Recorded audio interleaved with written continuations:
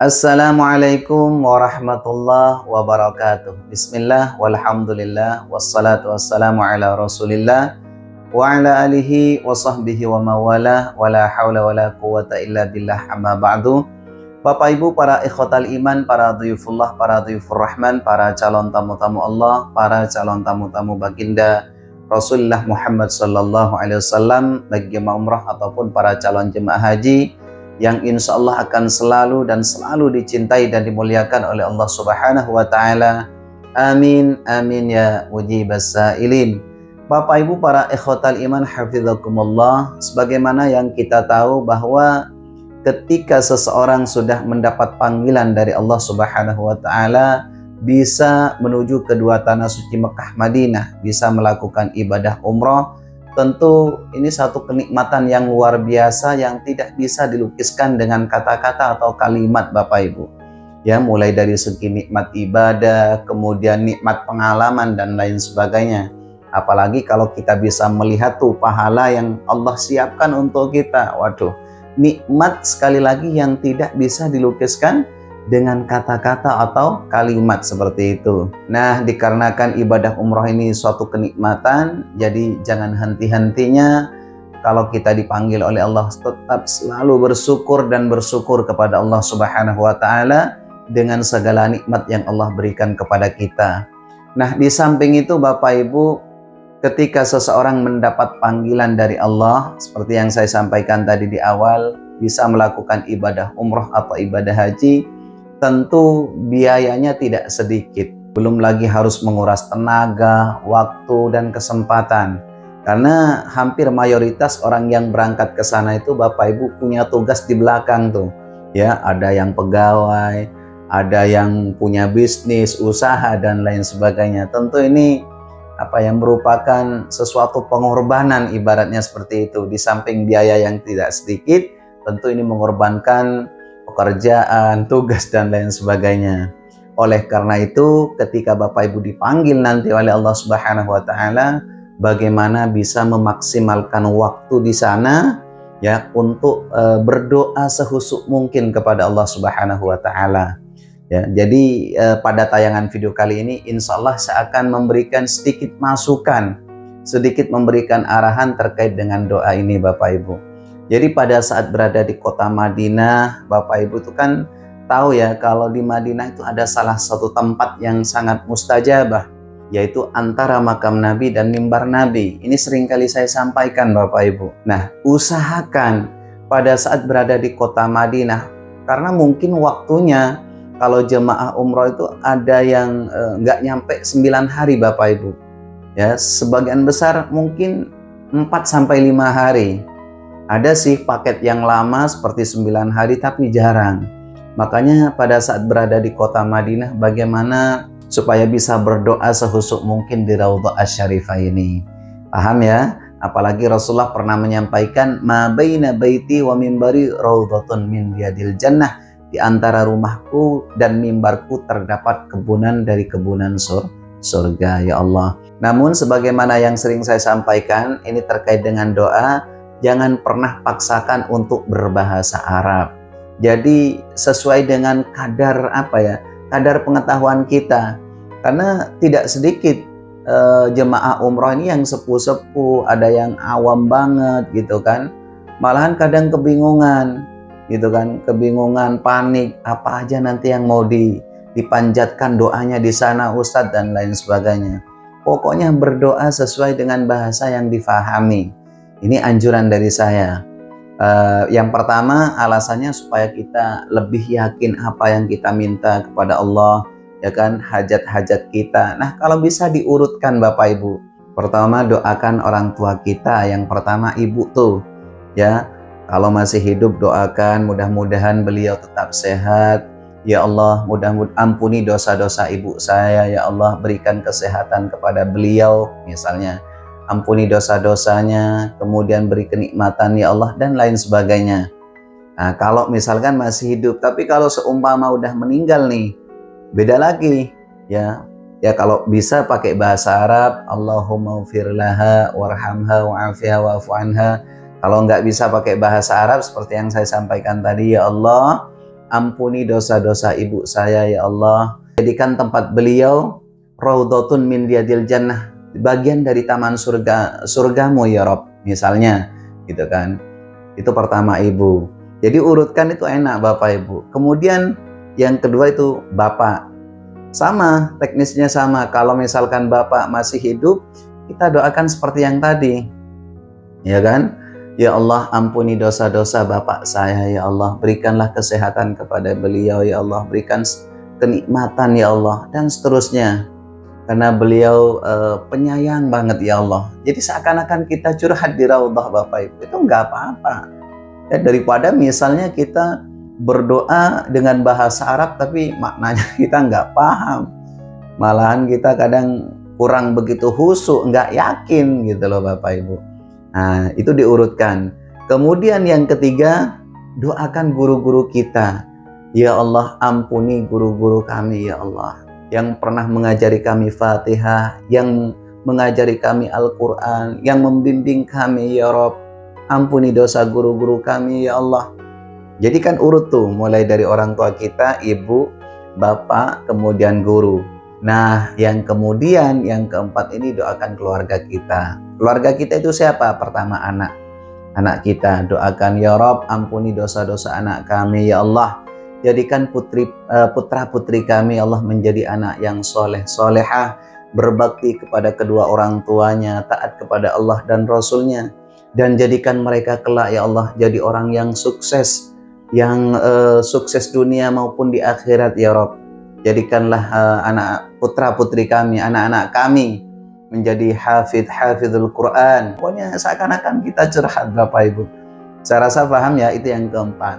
Kemudian yang kelima tuh bisa istri. Ya Allah, ampuni dosa istri saya ya Allah. Bimbinglah dia ya Allah.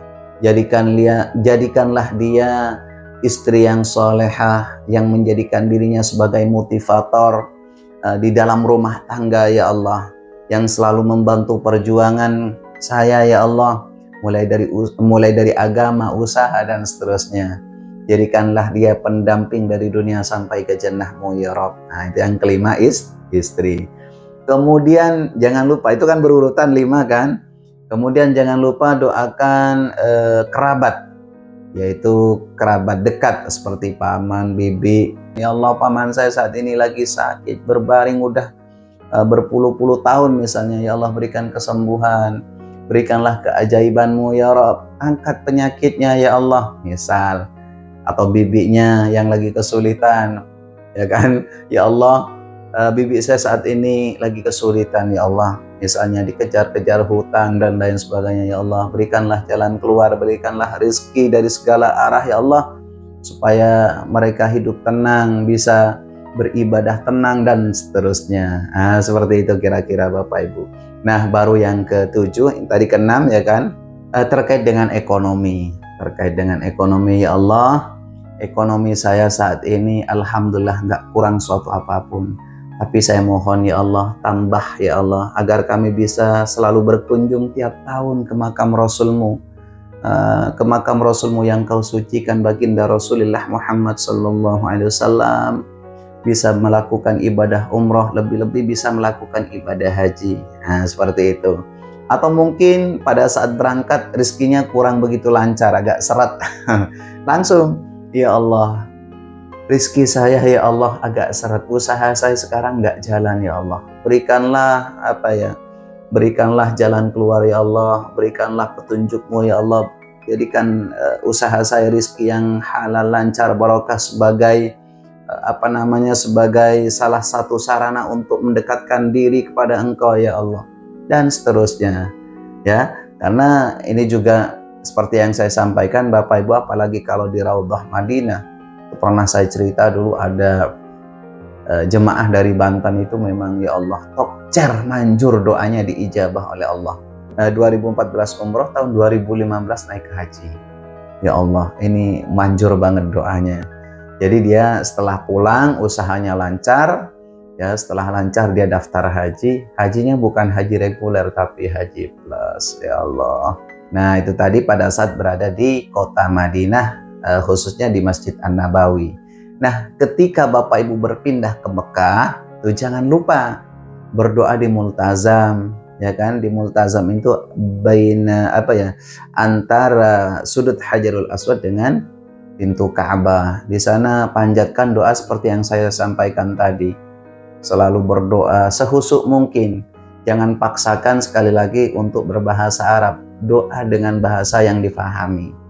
Di multazam, kemudian di Hijr Ismail kalau bisa. Karena akhir-akhir ini Bapak Ibu Hijr Ismail, yaitu lengkungan setengah lingkaran di samping Ka'bah itu kan sering ditutup. Beda dengan tahun-tahun dulu sebelum pandemi.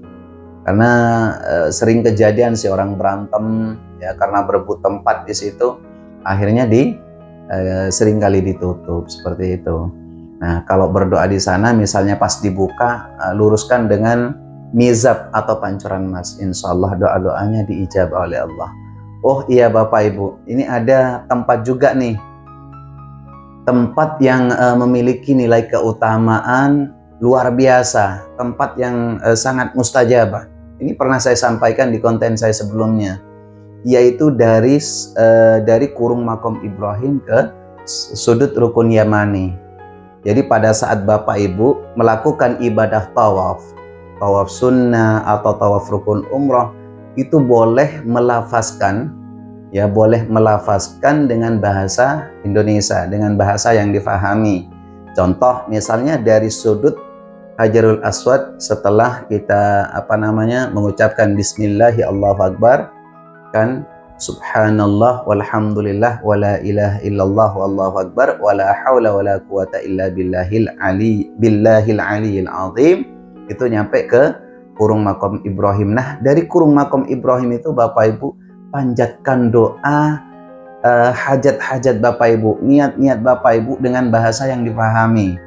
Ya, urutkan seperti yang tadi Bapak Ibu, seperti yang ada di Raudhah.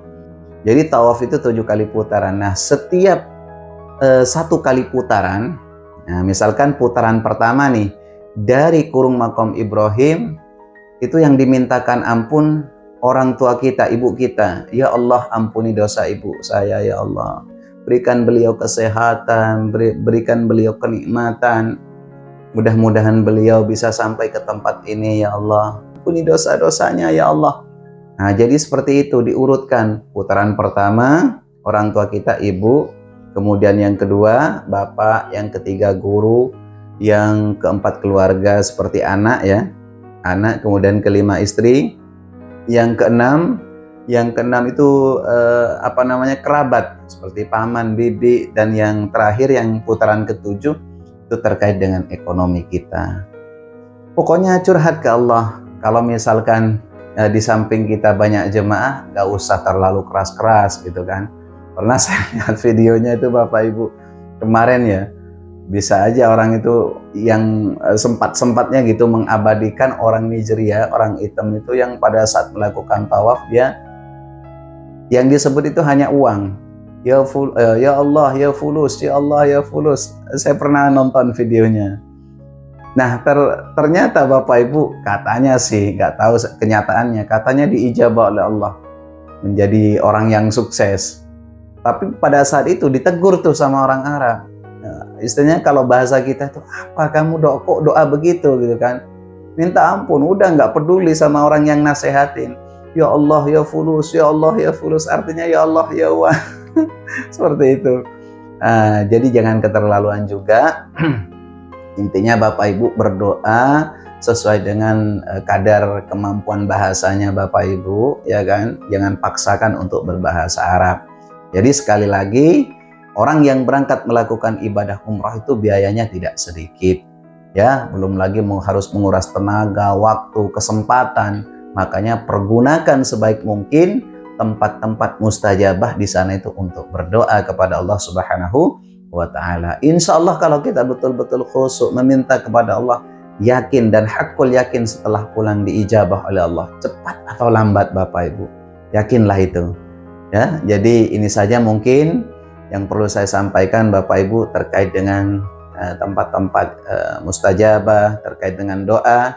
Mudah-mudahan yang punya niatan ingin berangkat umroh segera dan disegerakan oleh Allah, diberi kemudahan, kelancaran, dan paling akhir mudah-mudahan selama di sana senantiasa diberi kesehatan yang sempurna, bisa melakukan rutinitas ibadah baik di Masjid Nabawi, di Masjidil Haram, seperti itu. Dan mudah-mudahan pada saat pulang kembali ke tanah air mendapat predikat haji yang mabrur atau umroh yang makbul dan mabrurah yang tanpa balasan kecuali surganya Allah Subhanahu wa taala. Amin amin ya mujibas sa'ilin. Ini saja mungkin Bapak Ibu yang dapat saya sampaikan. Terima kasih atas segala perhatiannya, mohon maaf atas segala kekurangannya. Wal afu minkum, ihdinas siratal mustaqim. Assalamualaikum warahmatullahi wabarakatuh.